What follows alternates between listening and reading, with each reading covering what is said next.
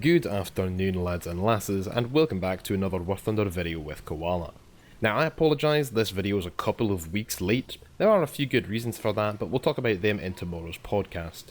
Today's video is going to be a bit of a long form discussion, and somewhat of a video essay about War Thunder itself, with background footage I hope you enjoy, but which mostly isn't necessary to understanding the video.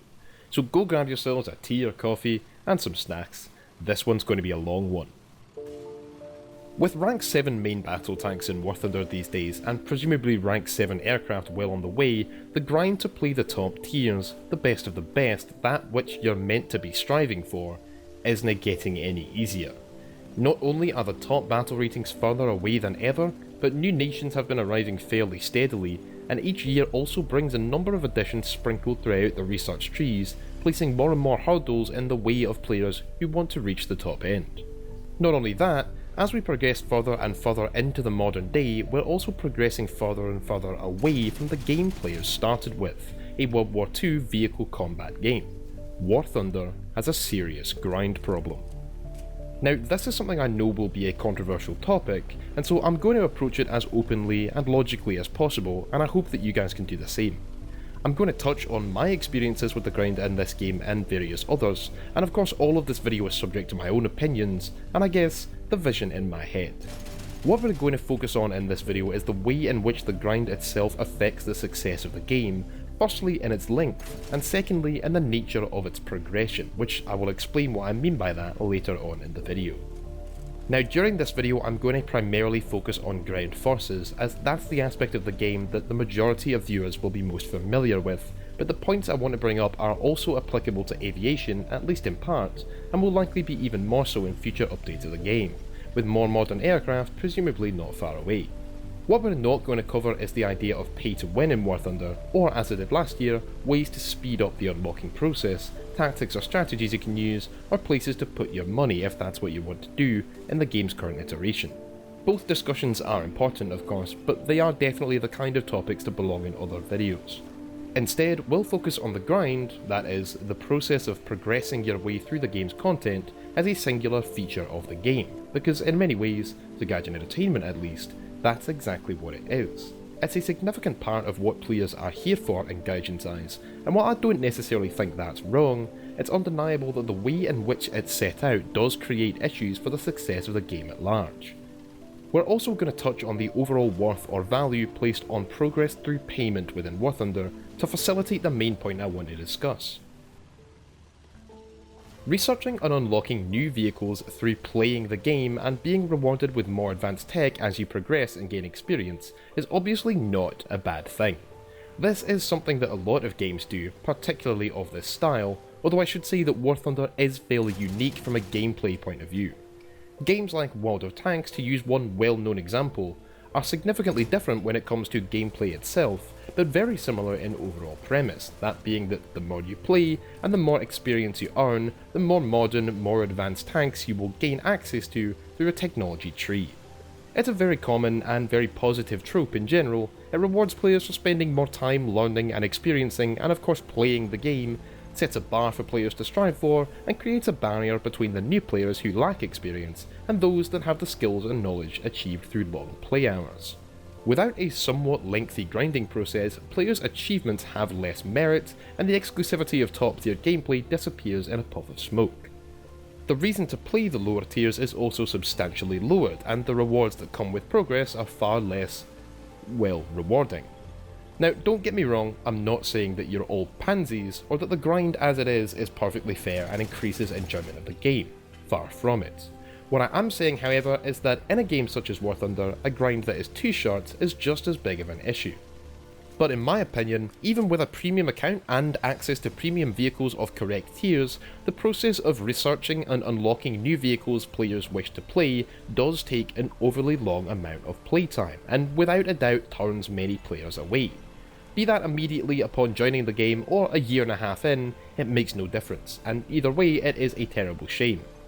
This statement carries an important message about how much your money is worth when it comes to progressing in this game, and to put it very simply, not enough.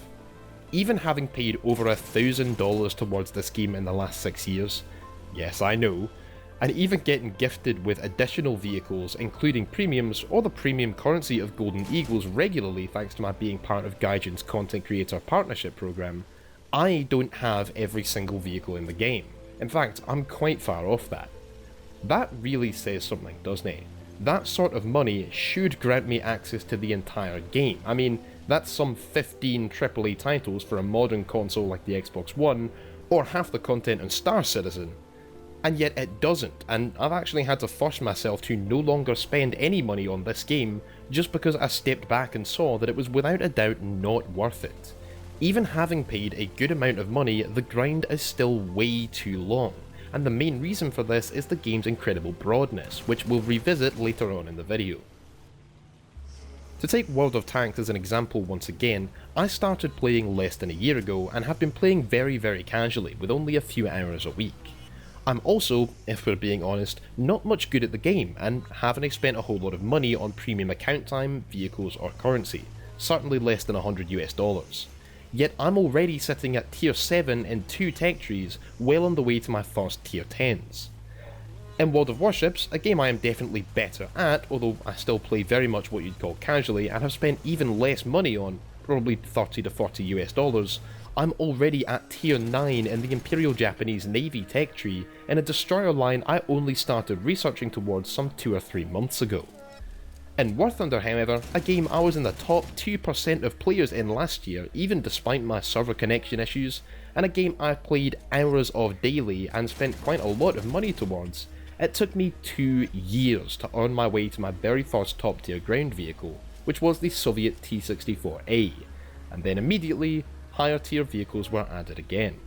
In fact, I unlocked the T-64A 2 days before the T-64B was added, and now we have a T-80U. Now, I was playing multiple nations during that grind, which is obviously a big factor slowing me down, but it also makes me a better player by experiencing firsthand those vehicles I've been fighting against, and once again, I'm a lot more of an avid War Thunder player when it comes to time, skill and money. The aviation grind is definitely faster, although with a much higher skill requirement, and I was able to achieve my first top-end jet, which at the time was the F-86 F2 Sabre, in roughly a year without paying a dime, even despite playing almost all nations simultaneously. I then was able to grind out the entire French aviation tree in only 2 weeks of solid grinding when that was first introduced, although here I did put some $50 towards premium currency with which to do this, as well as buying the premium Narval. The thing is, this game is about combined arms, and it's imperative that players grind both aircraft and ground vehicles simultaneously. Koala, why should we care about your experience? Well, when it comes to Wargaming's world of games, I feel like I represent, let's say, the high end of average for a new player, or perhaps the low end of average for the player base overall. I'm still learning, I'm certainly not bad at these games, and I'm easily able to recognise when another player is making an obvious mistake, but I'm also far from what you'd call experienced, and still make mistakes myself that more skillful players would likely cringe at. So overall, I'm in the middle. In War Thunder, however, while I try to make myself sound all impressive with that 2% of players worldwide, remember that that statistic includes all the accounts that have been left to die by players who quit the game before last year, which ranks some 98% of the overall player base. In actuality, I'm probably in the top 30% of all active players as of 2018, so while I know what I'm talking about, I'm certainly not one of those professional players that's on a whole other league to most viewers likely to see this video. For example, I know that there are subscribers of mine who've been playing War Thunder for 3 years or more, and still haven't unlocked their first tier 5 vehicle. Now we have tier 7, tier 5 used to be our top tier. Now, these players might be casual gamers, only playing a few matches a week. Perhaps they don't have quite the skill with games, some people just are naturally gifted PogChamps like all us top tier players. They might be playing with a controller, grinding every nation simultaneously, or playing only one. There are reasons why either would slow your grind. There are many other reasons why it might take one player longer than another to reach top tier. These players want to be able to play the best of the best, and many are willing to pay Gaijin a decent amount of money for that privilege. Yet, they don't get to, because even after spending upwards of $500 on this game, they're still only at tier 4 in 4 nations, or perhaps tier 5 in 2. Perhaps they have a couple of top-end premium vehicles above that, but these don't really have lineups and more importantly don't allow you to play the main units of that tier. The closest you'll be able to get to the M1A2 Abrams is the XM1 Abrams prototype. The closest you'll get to a Leopard 2A5 is the Leopard 1 prototype that shares its L34 gun. The closest available counterpart to a T80U is a warmed up T55, and the closest you can buy to a Challenger 2 is a damn Israeli modified Centurion, a tank first seen only a short time after World War II. I can buy myself a combination of the T55 AM1, Mi-24D Hind and MiG-15 BIS ISH Premium. That's $150 by the way, double a new release AAA title. But I don't have a T72, T80, MiG-21, BMP-3, Tunguska, etc. I also won't have these vehicles for quite a long time, because having a top-end premium doesn't give you less vehicles you have to grind through, it just earns you more RP and SL while doing it. The tech trees are still the same size with the same number of vehicles in them, so I still have to grind through T34s, T54s, PT76s, KVs, ISUs and ZSUs. I just don't have to actually play them. What then is the relevance to those players of those previously mentioned tanks even being there at all? And even if it is going to vastly shorten your grind through those vehicles to get to the T80U, Tunguska, MiG-21, etc., would you want to play 3 vehicles only for the next 6 months? So having a grind is necessary, it just has to be that Goldilocks length. Not so short that the value of progress is moot, but not so long that players are turned away, unable to attain the high tier gameplay they want within a reasonable amount of time and effort and or money.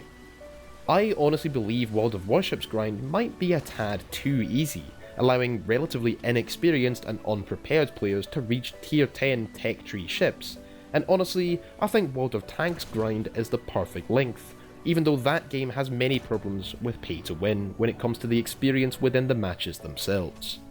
I also completely disagree with the idea of tier 10 premiums in either of those games, and have spoken vehemently against it in War Thunder as well, actually getting myself into a wee bit of trouble within Gaijin for my statements about this.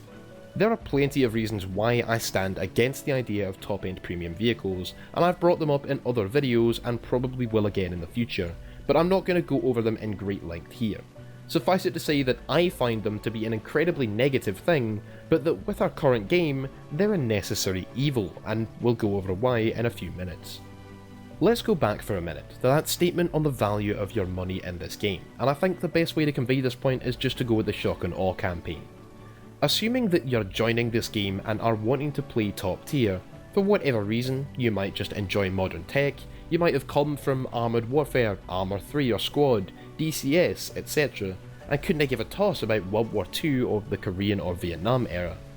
You might even be a military veteran and want to experience gameplay in vehicles you actually served with or fought against in real life. Whatever your reasoning is, you're going to need to spend multiple thousands of dollars if you want to play an M1A2 Abrams, F4 Phantom, M3 Bradley and AH-1Z Viper combo within the next year. You'll need to buy premium account time, a top-end premium tank, jet and helicopter, and as many Golden Eagles as you can get your hands on in order to convert the free RP you earn into vehicle research and buy additional Silver Lions in order to support your speedy grind. And despite doing all of this, you're probably still going to take several months to get to that M1A2 Abrams. Now I'm just going to take a guess and say that even if you're an avid Abrams enthusiast, you served with the things in Afghanistan or Iraq, and you want to play it in War Thunder, you're probably not willing to shell out that sort of money for the experience just to reach tier 7 with a single nation in half a year. We all know why Gaijin Entertainment have made the grind in War Thunder as excruciating as it is. It creates more frustration in players, which in turn ramps up the temptation to just spend some money and either grab some Golden Eagles, pay for a premium account, or purchase a premium vehicle. It's for this reason that I'm sure there will be many comments below already, stating that Gaijin will never fix this issue because it'll result in less money in their pockets. But there are far more players who are simply turned away from the game due to the length of the grind than there are people who give in, open up their wallets and get out their credit cards. Undeniably, the frustratingly long and arduous grind is bringing Gaijin a lot of money from those players, but I truly believe they would actually make more if that same grind weren't turning away so many more potential customers. By relying on frustration and players submitting to temptation as a primary form of revenue, Gaijin is actually costing themselves more money than they are making themselves through losing so many players. Once again, some 98% of accounts created no longer play the game. To put it simply, they're shooting themselves in the foot. In a perfect world, people wouldn't want to skip the low tier stuff. They'd recognise what many of us know, that low tier is fun tier, and you can have just as much fun in your 2.7 lineups as you can with your Abrams or Leopard 2. There are a multitude of reasons for this, but they come down to the gameplay itself having its faults, and this is kind of irrelevant to the issue at hand. You can't convince a modern warfare enthusiast to start enjoying T-34s and Yak-3s just by telling them that T-80s and Hinds aren't all they're cracked up to be. This obviously isn't a perfect world, and if you surveyed every single War Thunder player at tiers 1 through 4, the vast majority of them would probably tell you that they're only there to research up to top tier. It's just as high as they've gotten so far, so they play that. Now, that's not just because people are more interested in modern vehicle combat than they are World War II. A significant factor is also the prestige that comes with playing the top tier, whatever that may entail. The bragging rights, the perceived superiority, and the matchmaker meaning that obviously top-end vehicles can't fight anything better than they are, all convinces players who don't really have a preference for what era of warfare they're playing to want to play the endgame units, whatever they might be. The problem for all the players that do have a preference, however, is that this game is extremely broad. This makes it quite, for want of a better word, bloated, and that's exactly what we're going to cover next in what I referred to as the nature of progression in War Thunder, back in the beginning of this video. The broadness of this game is something to be commended.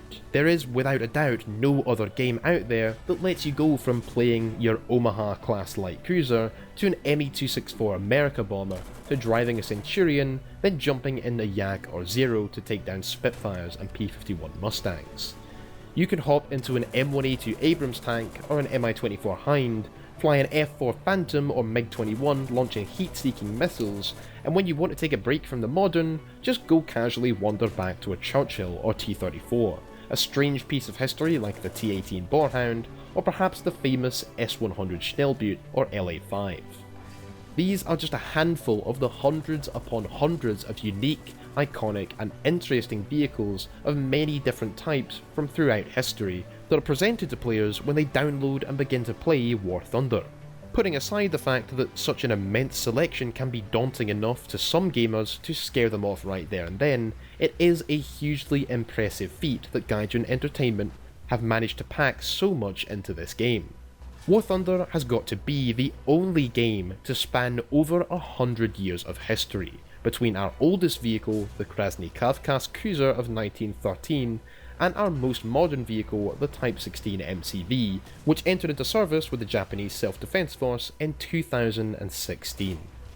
We have a multitude of maps, different team structures, battle rating systems, game modes and objectives, a PvE assault mode, even some single player campaign style missions, and much more. We have some of the most iconic vehicles ever built, like the Tiger, Spitfire, M1 Abrams, Admiral Graf Spee, MiG-15, UH-1 Huey, etc., alongside prototypes that many people might never have heard of, like the AC-4, LA-200, Ho-Ri, SM-91, and so many more.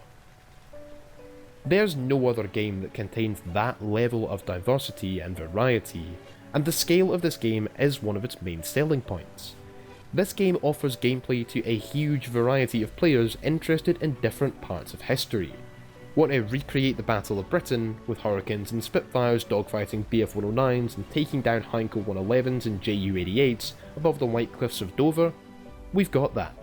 Want to recreate the Vietnam War with M48 Pattons fighting T-54s and F-100 Super Sabres or F-4 Phantoms dogfighting MiG-17s and MiG-21s in the skies above, while Hueys and Cobras and A-1 Skyraiders offer air support, protected by Vulcan air defense systems from the ground? We've got that. Feel like roaming around islands in your TT boat, assassinating destroyers and cruisers with well-placed torpedoes, or poking over a ridgeline in your Stora Emil to blap Shermans or T-34s? Yeah, we've got that too. And all the way up to the Gulf Wars, with M1A1 Abrams roaming around the desert, firing depleted uranium sabo shells into T-55s and T-72s, you guessed it, we've got that. No matter what era of vehicle combat you're interested in, it's here for you, with World War I being the only real exception at this point. If you're a veteran tanker IRL, or a casual gamer with a hard-on for dogfights, a history enthusiast, or just someone who loves a bit of arcade nonsense, clubbing modern MBTs with your Storm Panzer, you'll find a place in War Thunder. The thing is though, that broadness can also be a significant hamper. In the past, I've talked about how having too broad a game separates the relatively small number of players and thins out the matchmaker. Right now though, I want to focus instead on how it affects the game's accessibility to new players. The fact of the matter is that everyone has to start from the start, no matter how far along the research tree their particular fancy in this game might be. Some players truly don't care about anything more modern than the Second World War, and love to play their Cromwells and Spitfires or Panzer IVs, which probably took them no more than 3 days grind to get to, and that's great. But this game is no longer really about World War II, at least not in any major way. Every recent update has pushed the boundaries further with modern technology since 2016, with Chieftains, stabilised Leopards and ATGM carriers like the Sheridan or IT-1.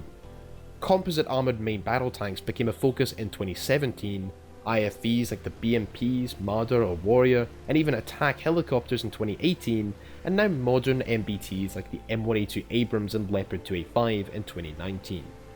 Advertisements for War Thunder show nothing but Cobras, T-80s, Bradleys and Hinds, as that's where the new content is being pushed out, both in the game and here on YouTube.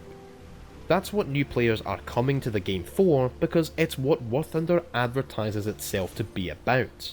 Nowadays, we're getting more modern with aircraft as well, with the Japanese T-2K of the 70s, and Tomcats, Mirages, Flankers and Harriers surely coming in 2020. Thing is though, the game that's being advertised just isn't available to players until they've played through what is fundamentally a different game for many months while they grind their way to what they actually came to play.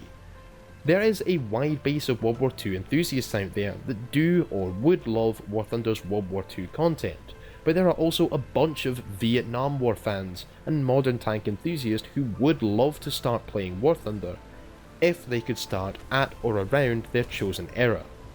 But they can't, so they don't. If people do want to play those vehicle types at top tier, and them only, whatever their reasoning is, should they not be able to do so without being expected to play through a whole game's worth of World War II era vehicles and technology which they may not be at all interested in? Here's another way of putting it. With the heavy focus on modern technology that has been present for 3 years now, it's easy to say that this game has become a game that is about modern warfare. So the question to be asked is this: are Shermans and Zeros even relevant to a game like that? Why should World War II tech exist in this game at all if its focus is on modern combat? Leopard 2s, Challenger 2s, Mi-24s, and even the M60A1s and T-62s throughout the Fulda Gap are well beyond the time frame of Korea or Vietnam. What place do KVs and Panzer IIIs have in a game about M1A2 Abrams and Challenger 2s rolling through the desert blasting T-80s? What place do Hurricanes and Heinkel 111s have in a game about Mi-28 Havocs and Eurocopter Tigers attacking Leclercs and Leopard 2A5s and defending against incoming missiles from Tunguskas and F-4 Phantoms? Now please don't think that I'm saying that World War II vehicles should be removed, or that they're not a worthwhile or legitimate part of War Thunder. God no. I love World War II tech in this game, I love Spitfires and Warhawks and BF-109s. I love Shermans, Panzers, T-34s and Tigers. I don't want to see low tier be forgotten. I would love to see Gaijin take a break from anything top tier next patch and create an entire update 1.97 with 0 tier 6 or 7 vehicles added while they focus on tiers 1 through 5. But I know that's not going to happen. The game has progressed beyond the technology of the 30s and 40s, and those eras are no longer in War Thunder's limelight, sad as that might be. They've clearly become so irrelevant in the eyes of the developers that a new player creating an account may have never even realised that World War II was a part of this game. That's not just crazy to hear for anybody who's been playing this game since 2015, when a Leopard 1 and M60 were still modern technology to us. It's heartbreaking. There's a reason no other game has tried to be this broad. Entire video game series have been devoted to progressing from World War II to the modern day. That's not just because it splits up a player base, because games like World of Tanks have 20 times the players that War Thunder does, and could support a game that broad, at least theoretically. Instead, you don't do it in a single game, because you can't expect players who fancy one particular era to come play a game that its main selling point is everything else. We've gotten some new World War II tech over the past few months, plenty actually, although it's not hyped nearly as much as top tier is. Aircraft are just progressing into and through the Vietnam era, but we will quickly shoot through it and right up to F-16s and MiG-29s, mark my words. When it comes to historical conflicts, the Battle of Britain, North Africa, Guadalcanal and Berlin are all just as noteworthy, just as important, and just as memorable as Korea, Vietnam, the Yom Kippur War, Desert Storm, etc. But when it comes to the gaming community, you cannot expect the same people to be invested in both Operation Barbarossa and Operation Iraqi Freedom. You can't force players to grind through a whole game they don't want to play to get to one they do. World of Tanks could very easily add tiers 11 through 20 with modern tanks from the M60A3 to the T90M, the Leopard 1A5 to the Challenger 2, etc. But they don't. Why? Well, not only does that game already exist and it's called Armoured Warfare, but that's exactly what that should be, a separate game. It doesn't belong in the same game as the game where T-50s and Cromwells fight against Tigers and T-29s. Wargaming knows this. For all that the same lust to play top tier exists in World of Tanks, and the same opportunity exists for players to skip the grind and buy top tier premium vehicles, the gameplay at tier 10 is still fundamentally the same as that of tier 5. In War Thunder, however, the gameplay is so radically different once you hit a battle rating of about 8.0 that it becomes a fundamentally different game, and therefore the same players are not likely to want to play both low and high BRs. Unfortunately though, they have to, because everyone either starts at the start or must buy their way up to the game that they came to play. It's for this reason that top tier premium vehicles have to exist, and why the common suggestion to prevent players buying premiums without having first researched a similar rank vehicle in the tech tree can never happen. Premium main battle tanks, attack helicopters and jets are the only way a new player can possibly experience the gameplay of a modern warfare game, even though that's what was advertised to them as a free to play game. Without them, or if they were locked off from new players, this game just could not hope to attract an audience of modern warfare enthusiasts. Perhaps you might say, we never should have been trying to, but it's too late for that now. It's here, and we have to facilitate that in the best way possible. Let me ask you something. What is the focus of War Thunder as a game? It surely can't be World War II, because all the patches we've had in the last 2 years have consisted mainly of composite armoured main battle tanks, many of which are still in service today, attack helicopters, surface-to-air missile defence systems, supersonic jets equipped with fire and forget missiles, and modern warfare technology such as explosive reactive armour or thermographic optics. But if the focus is modern combat, then why is every player faced with hundreds of World War II and Korean War era vehicles upon signing up for an account and a Panzer III or A13 for their first battle. Why should a gamer who loves modern tank combat and Cold War technology play War Thunder? Sure, the game has that stuff that appeals to them, but if they don't also love World War II history and aren't hooked by the gameplay itself at low tier, then this game is just not for them. There's just too much faff to get through, faff which is, by rights, irrelevant to them. But to the World War II historian that loves War Thunder's lower tiers, Spitfires, Shermans, Yaks or Panthers, then everything beyond Korea is the faff in that person's eyes, and with Gaijin obviously pouring their time and money into developing that part of the game, is that World War II player really going to feel like he or she is playing a game that respects their place in it anymore? Do they even have a place at all? This is War Thunder's grind problem. The game being advertised to players is fundamentally different to the one they have to play when they join up, and the same players are not likely to care enough about both games. Having tanks, aircraft and ships all present and playable in the same game is one thing, and this alone would be enough of an issue given War Thunder's comparatively small concurrent player count. But having such radically different eras of warfare is something else entirely. World of Tanks starts out with Panzer IIs and A13s and ends up with tanks like the IS-3 and E-100. War Thunder starts out with Panzer IIs and A13s and ends up with main battle tanks like the Leopard 2A5, M1A2 and Leclerc. That's no good. Top tier in World of Tanks is fundamentally just an extension of the same game players learn to play at tiers 2, 4 and 6, making it just a more exclusive and more skillful end goal.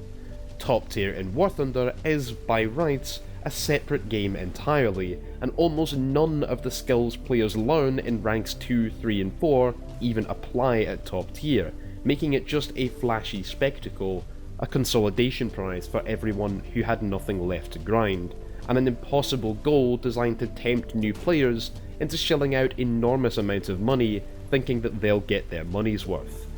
That's no good. It's gotten to the sad point where I have to say that if you want a modern warfare game, then War Thunder isn't for you. Yes, it might contain modern technology as well as all those historical hallmarks, but unless you're willing to shell out an exorbitant amount of money, the first few months to even years of your gameplay experience are going to consist of World War II, Korean and Vietnam era vehicles, not the modern warfare game which you came to play. The game you're faced with is irrelevant to you, and the one that you want to play just isn't going to be available without spending hundreds of dollars and thousands of play hours to get past that hurdle of vehicles from the Second World War. Adding new content to extend the top tier was important for those players already sitting at the end of tier 5 back in late 2015 with nothing left to grind. But it's gone too far to coexist with the original game. War Thunder asks too much of new players who want to enjoy that content which exists at the top end, the content that's advertised to them, asking players to treat it not as a game to enjoy, but more as an investment in their future, as stupid as that might sound, with the modern warfare game they actually signed up to play only opening up to them in 6 to 8 months' time, after they've worked for the privilege. That's not a game, Gaijin, that's a job, and despite my saying how much I love War Thunder and how good of a game it is, it's not that good. In fact, calling it a job isn't even accurate, because rather than get paid for it, you're actually likely to going to have to pay money yourself, as well as devoting the time and effort into grinding. So play War Thunder if what you want to play is a World War II game, or be prepared to shell out hundreds of dollars just to be able to play a modern combat game several months down the track.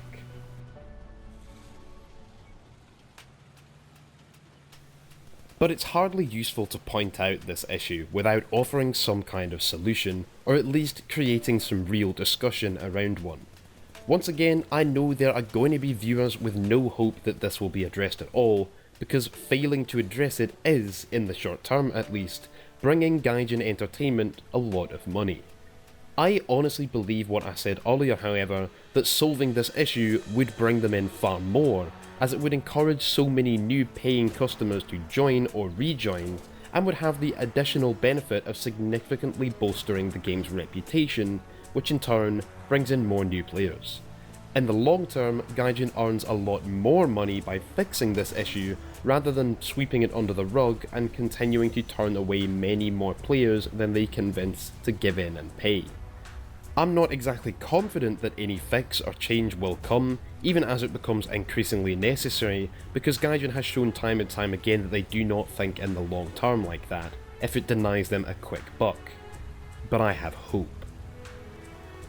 So here's my suggestion to improve the problem as I see it, and it's not only one that the game itself already shows us, but one that doesn't damage the core game that exists, which is, as I've said, a very good game. I know many people have suggested that players could perhaps opt to begin their grind at a higher point in the tech tree, if modern technology is all that they're interested in. Instead of being faced with a whole game's worth of vehicles they don't care about, and having to start grinding with an M3 Stuart or BT5, they could skip the preceding vehicles and begin the game with an M60, a Leopard 1 or a Type 59, and work their way up the rest of the tech tree from there. A couple of weeks ago, I made another video essay talking about the idea of separating second generation main battle tanks away from their predecessors, and moving a lot of those second gen MBTs currently sitting at battle rating 7.7 up to 8.0, and moving most of the vehicles above them one step up to match, decompressing the tech tree and improving the gameplay experience around that entire rank. I said that if this were done, it might appear the perfect place to create this proposed split, with all these new 8.0 tanks that match each other very well and yet make redundant all the outdated tanks beneath them, these being the Leopard 1, M60, AMX-30, etc., being offered to players as the starting point of effectually a new game. I also said, however, that I disagree with this potential solution, because it will significantly depopulate the early tiers of the game, and how then is a free-to-play player who is interested in World War II vehicles supposed to begin to grind them out without players populating rank 1? The solution I want to put forward today is obviously not perfect, but I do think it is better than splitting the tech trees into what effectively becomes two separate games and splitting up this player base further again. It's also the best solution I have been able to come up with without simply saying this should have always been a different game, but if you have a better one, I'd be very keen to discuss it in the comments. Earlier on in this video I mentioned how this game's broadness is to be commended, because no other game takes players from icons like the Hawker Hurricane, S100 Schnellboot and M4 Sherman, all the way through T-54s, F-86 Sabres, up to Leopard 2s, MiG-21s, Eurocopter Tigers and M1A2 Abrams. These are all vehicles of enormous historical significance, the most memorable, the most important, the cornerstones of military history. If the game were made up just of these icons, then it would be perfectly acceptable for it to stretch so far through history. But this game doesn't just contain the most famous and well-loved military hallmarks, however, but also hundreds and hundreds of different variants, prototypes, and weird and wacky vehicles players may never have heard of. And this is where the issue comes in. Players being expected to grind through the T-34 and the T-54 in order to get to the T-72, that's fine. Those are three of the most significant tanks in Soviet military history, and despite the huge differences in their doctrine, it makes sense to progress from one to the next in that line. But players being forced to grind through 7 different variants of the T-34 after the BT cruisers and the T-50, and then 2 T-44s alongside the KV and IS series, self-propelled anti-air guns and tank destroyer lines, well, that's just unnecessary. These tanks and variants deserve their place in the game, of course, and if they weren't here, people would no doubt flood the forums and social media with suggestions for them, as they provide uniqueness and intrigue for players who are interested. They shouldn't, however, stand in the way of the players who aren't. Progressing through those cornerstones of history is not just what this game is all about, but it's also incredibly fun and engaging. How then do we make the M4 Sherman, say, 5 steps away from the M1 Abrams rather than 15, without losing a lot of those interesting variants, weird and wacky vehicles, and fun side grades and options for your lineups that sit in between? Well, it's actually quite simple, and it's a feature that's actually been in the game for as long as I can remember. Take a look at the early American light tank line. After progressing from the reserve M2A4, players research its successor, the famous M3 Stuart light tank. The M3, however, can lead on to two options. Players can either research the M5 Stuart, specifically the M5A1 variant, with better armour, a more powerful engine, and a new gun with better ammunition. A big upgrade in almost every way, and a substantially higher BR vehicle. Hidden behind the basic M3, however, is a second variant of the M3 Stuart, the M3A1, which is a less major upgrade from the M3, featuring a welded turret rather than the riveted one of the basic model, and the upgraded 37mm cannon with new ammunition from the M5. It's a better option for a lineup of battle rating 2.0 tanks, but players are not required to research it in order to progress to the M5 and then on to the M24 Chaffee, so if they don't care for these tier 1 tanks, it doesn't get in their way. Does that sound familiar? These brackets or folders appear all over the early tiers of the game, where plentiful variants of tanks exist, but not all are particularly worth the time it takes to research, as they don't offer enough of an improvement to be much different in how they play overall. The German Panzer IIIF and Panzer IIIJ are folded in together, as are the Panzer II variants C and F and the Panzer 38s. The Russian T-28 and T-28E are folded or bracketed together, as are the early T-34s, and the KV-85 is hidden behind Stalin's stagecoach, the KV-2. Several Italian Semoventi tank destroyers are also put into folders, as even though the Italian tank line is far smaller than America's, Germany's or the Soviet Union's, being forced to research through new tanks that are barely any different just isn't fun. These also exist for aircraft as well, take for example the British Wellingtons or American Cobras. Players have the option of researching the vehicles hidden in the folders if they wish, but are only required to research the first in order to move up. This is how we fix the grind problem, by using folders to shrink the number of required vehicles in the way of players to highlight just the most famous, most important, and most signature historical icons, without losing some of the unique and useful variants that players interested in that specific era of history still want to have available to them.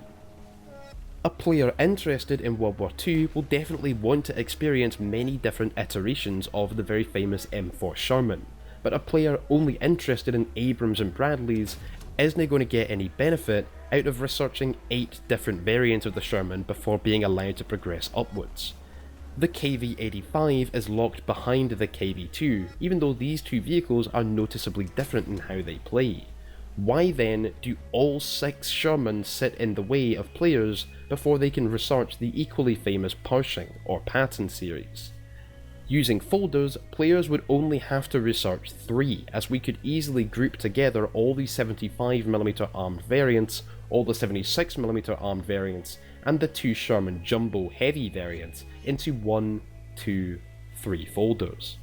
The same could be done for the Panzer IV, grouping together all 3 variants with the short 75mm anti-infantry cannon, and all 4 variants with the long 75mm anti-tank gun, into 2 folders.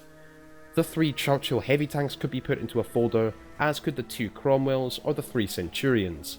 The 3 Chinese T-34s could all be folded in together, as could the Type 59 and Type 69, and all of the Italian casemates could be placed into one big folder, and so on, and so on, and so on. There are dozens of opportunities where vehicles could be placed into folders so that only the most famous variants sit in the way of players, with all others being optional upgrades only for those interested. Why not place the 2 Tigers into a folder, the 2 T-44s, the 4 M60s, the 2 Challengers, these 4 German casemate tank destroyers, or the 4 Panthers?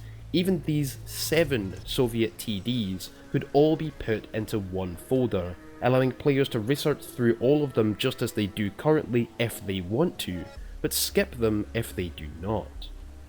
This means that players aren't researching through 50 vehicles they don't care about, but instead just 10 to 20 of the most historical icons that lead them comprehensively through history on their journey to the vehicle they want. If you want to research the T-80, then going through first the KV and IS series and the T-64 gives players an appreciation for the most important steps that led to that T-80's creation.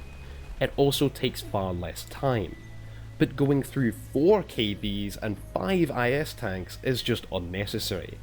In this line, for example, the KV series could all go into one folder, while the IS series would comprise one folder with the IS-1 and the 2 variants of the IS-2, and a second folder with the IS-3, IS-4M, and perhaps even the T-10M.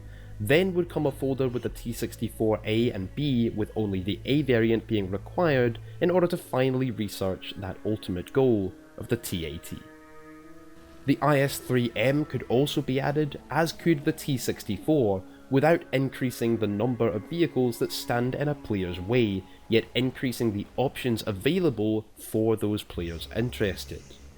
Players can research through the tech trees, experiencing the most noteworthy pieces of history as they go, and upon researching the era of history they are interested in, could then expand their vehicle roster and explore further nuances of the vehicles at that tier. A player could research through 2 Shermans rather than 6, the Pershing and perhaps the T-25 could be folded in after the Pershing, even though it is a downgrade, as the T-25 was one of the designs for a successor to the Sherman that eventually led to the Pershing. Players could research the very famous Pershing, and then, should they enjoy it, they could try out the T-25 for a similar yet unique experience. If they don't wish to stop there, however, they could research the M46 pattern and then decide, should they like it, that they also wish to research the M47 and M38 as well. The M36B2 could be added, folded in after the existing M36, even though, once again, like the T25, it would be a downgrade, and many other new and unique variants of tanks could come in, variants that would be mere clutter now, but would be a welcome addition for those interested, as long as they don't get in the way of those who aren't. We could even split folders into multiple lines. For example, if the IS-3, IS-3M, IS-4M and T-10M were folded in with each other, clicking to open up the folder may look something like this. Players could research the IS-3M should they want an additional option to the basic IS-3, or go ahead and research the higher BR IS-4M, both of which would lead on to the T-10M in the end. Or players could skip straight from the IS-3 all the way to the T-64, then choosing whether to expand their roster to include the T-64A and B as well, or skip ahead once again to the T-80 series. The same could be true for the German open-top tank destroyers, with the Dicker Max leading on to the Nashorn, and the Stora Emil sitting alongside it, even though it has a lower BR, because it is a later design and has the biggest gun by far. These open-topped, turretless tank destroyers are all similar in design, and the once again similar Hummel could also be added. The Waffenträger, on the other hand, is still a World War II open-topped German tank destroyer, but with a unique design of a low-profile hull and fully traversing turrets, and would remain outside that bracket between the Dicker Max, or Hummel, whichever comes first, and the much later Jagdpanzer IV-5. I think there are 2 main issues with this proposed fix that people will want to bring up. The first is that allowing such big gaps by making many tanks that currently sit in between not required will allow less experienced players quicker routes into higher tier games. Firstly, I see this as more of a problem for air battles, where dogfighting knowledge and experience is paramount, while in ground forces it's more map knowledge and experience in the specific tank a player is using, as well as those they're fighting, that are most important, none of which are harmed by the introduction of this system. Secondly, with the addition of less extensive nations like France, Italy and China, and now Sweden as well, this issue already exists and has proven not to be all that bad overall. Nations like these are substantially easier to grind because they contain far less machines, and they have big gaps. Using folders to reduce the number of required vehicles in the bigger tech trees where such folders can exist, simply puts those nations on par with these newer ones. Back in, say, 2014, the size of the American tech tree was about as large as the French tech tree is now, and the player base overall was actually much more skilled. So I don't see this as a problem. Thirdly though, with the grind being so long for modern equipment, and not just the benefit but necessity of top tier premiums in order to grind that modern equipment in a reasonable time, the idea of less skilled players being in higher tiers is already more of an issue than it would be with this change, with the necessity of top end premiums going down by a large margin. The second major issue I suspect people will be worried about is that allowing for players to skip so many vehicles will lengthen queue times for the players who do want to play them, significantly reducing the player base that has to be at that BR because nobody is required to play it in order to move up. This is something Gaijin would have to take into account when establishing which vehicles are folded in with each other. For example, we could folder all the T-34 models until the T-34-85, but put those two in a different folder, making at least one of them still a requirement. Not only is this variant very famous historically for its use in the latter stages of World War II, as well as internationally in conflicts like Korea, but it ensures that players aren't skipping so far as to depopulate too much of the game. In between the early T-34 at 3.3 and the T-44 at 6.3, you still have to go through at least one T-34-85 at 5.3. The T-34-85M and T-34-122 could also be added into this folder. Players would still have to research at least two Shermans, one with the 75mm at 3.3 and another with the 76mm at 4.7 before moving up. I also believe that with such a significant reduction in the lengthy grind required to reach high tiers, and especially as such a major change were highlighted by Gaijin in YouTube and social media posts, as well as even gameplay trailers showing the tech trees of the game, many thousands more players would either join new or rejoin this game, filling back in those tiers that players are now skipping, simply by virtue of being interested in that era. Like I said earlier, through the sheer number of top tier premium vehicles being purchased, players are already skipping these tiers, and the issues that this is creating would get better, not worse, by using this system. Utilising this system of extensive folders in various places where it naturally applies in game could actually allow for many more tanks and aircraft to be added, while at the same time significantly shortening the grind for all players interested in a later portion of the game. Back when the tech trees and the groundwork of War Thunder's economy itself were set up many years ago, not only were there less than a third the total number of vehicles in them, but the most modern vehicles we had were tanks like the Leopard 1 and M60. With such a radically different aspect of this game being such a major focus now, as to make many other parts of the game near redundant in the eyes of many of the newer players, researching through such extensive numbers of older vehicles just isn't viable anymore. It's time to tell Gaijin enough. Researching through the most important cornerstones of history, however, before being able to expand your vehicle roster at whichever stage of the game you choose, I see as a much better system, even though it is a somewhat radical reinventing of the game we've all gotten used to. Nothing needs removing, no values need reducing, and options for new additions open up far more. The grind for lower tier vehicles could even be slightly increased to put it more on par with the grind for later ones. The system puts the War Thunder grind on more of the level of that of World of Tanks or World of Warships, and will likely encourage many of the players of those games to come try out War Thunder. This then brings in Gaijin far more revenue through players who will purchase premium vehicles, and this solution even fixes that problem I talked about early on in the video of your money not being worth enough in this game's brutal economy. The grind for both paying and free-to-play players is reduced equally, and the cost of grinding is cut by a huge margin. Some nations don't really need any of these folders, perhaps one or two with only 2 or 3 vehicles in them. Those nations that already have less extensive trees with less unique variants and side grades. Some of the more major nations, however, could have many extensive folders, some of which containing multiple lines that could be researched at players' leisure, allowing them to pick and choose their own path through this game. The grind to reach an M1 Abrams or Leopard 2 is reduced enough that new players, even free-to-play players, can expect to reach those tanks within 3 months of solid grinding, yet once they do begin to play them, the play requirement to grind for modules and for different variants or side grades in other vehicles in brackets is still just as likely to bring Gaijin Entertainment revenue as it is right now. I and many other players would even, I think, have far less of a problem with Gaijin making some more of the new and unique vehicles or variants of vehicles premiums, reserving new foldered tech tree editions for less radical upgrades.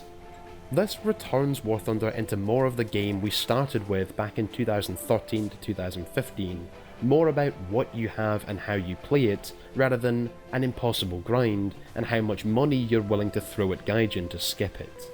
I think it would vastly improve the game itself, bring in scores of new or returning players, and allow players to focus more on the core gameplay without hemorrhaging Gaijin's bottom line. In fact, that too may even improve.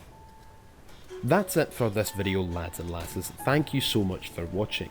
This has been by far my longest video discussion, so to all of you still listening, I appreciate it hugely, but before I go, I want to let you know about our new and upgraded Patreon, with new tiers and rewards just for you.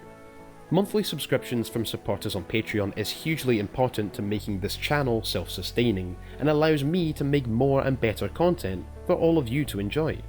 For just $1 a month, you're already helping the channel out a great deal, which is why all patrons get access to exclusive roles on our Discord server, the Coalition Versus, with unique privileges and the ability to suggest video ideas, discussion topics, and ask questions for a monthly Q&A. If just 10% of you were to pledge $1 a month, we'd be able to significantly upgrade the channel and content, output many more videos, and even return to regular live streams on Twitch TV. For $3 a month, you'll get access to all rewards from the previous tier, as well as have your name pop up in the credits of each and every video, forever. For $5 a month, you'll receive an invite to join our elite squadron Dion Albanach, where you can play games, join discussions, and even feature in upcoming videos with me. You'll also get access to exclusive channels within the Discord server, reserved just for us. If just 5% of you were to pledge $5 a month, the Scottish Koala would be a self-sustaining channel, with much more freedom to upgrade and expand the channel in a big way, such as bringing in graphics designers to improve the overall look of the channel and videos, create new merchandise, and much more. For $10 a month, you'd be helping out the channel enormously, which is why I thank you myself during the credits of each and every video, and not only do you get access to all rewards from all the previous tiers, but you'll even have the ability to watch all my videos ad-free one day before everyone else. For as little as 1 month's continued support with a subscription on Patreon, you'll get access to all of these rewards indefinitely, and there will be more tiers and rewards added in future, as well as unique benefits. So come on, check it out at the link in the description below. You can also click the join button below this video to become a member here on YouTube, which supports the channel, grants you access to the $5 Patreon tier, and you don't even have to sign up for a Patreon account, you lazy fuck. Well, thank you lads for watching this video, have a lovely good day. Come follow me on social media, remember to let me know your thoughts in the comment section below, and always remember, keep your bagpipes in one hand and whiskey in the other, keep your kilt on, and I'll catch you next time. I say a wee thank you to these lads for supporting me on Patreon. Captain Fibar, the Britlander, Seagull Nuts, BA261, Latvian Wolf, Gisli Gardarson, and Dark Recon. You lads are bro. Want to join them? Come check out Patreon at the link in the description below.